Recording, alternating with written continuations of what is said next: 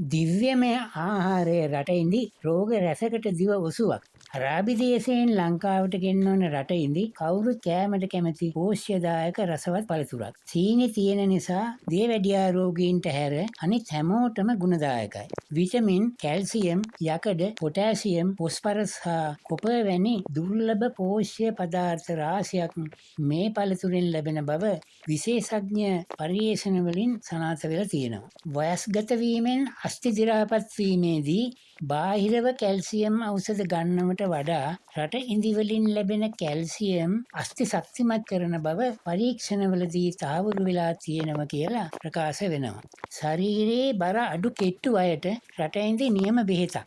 දිනකට රටඉඳි මදුළු 7ක් බැගින් දිනපතා එළකිරිත් එක්ක කාලා බීලා බලන්න. ටික දවසකින් ශරීරය ශක්තිමත් වෙලා වෙනස දැනෙන්න ගනීවි.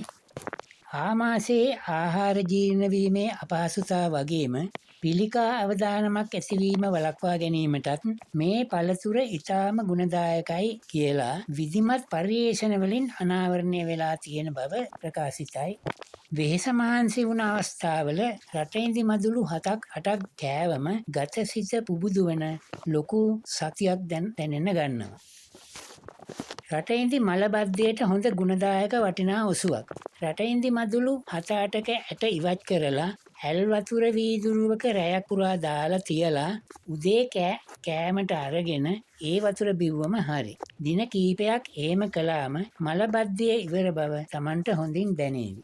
ඒ වගේම හෘදයාබාධ වැළඳීමෙන් වැළකීමටත් හෘදයාබාධ තියෙන අයටත් රටඉඳි මදුළු කීපය බැගින් දිනපතා කෑමට ගැනීම මහත් අස්වැසිල්ලක් වේවි. මුත්‍රා අපහසුතාවලදී උණු කර නටවා ගන්න වතුර වීදුරුවකට රටඉඳි 8ක් ඇට ඉවත් කරලා තලලා දාලා බිව්වම ඒ ගැටලු ඉක්මනින් විසඳෙනවා.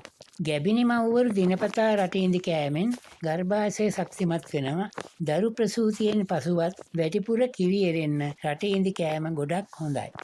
රටඉඳි ඇට වේලලා කබලේ බැද කෝපි ඇට වගේ හොඳට කුඩු කරලා උදේ හවස පානය කිරීම හන්දි කැක්කුම වැනි රෝග පීඩාවලට හොඳ වේදනා නාශකයක්. සමහර රෝග වැළඳීමේ අවදානමත් එයින් නැති වෙනවා.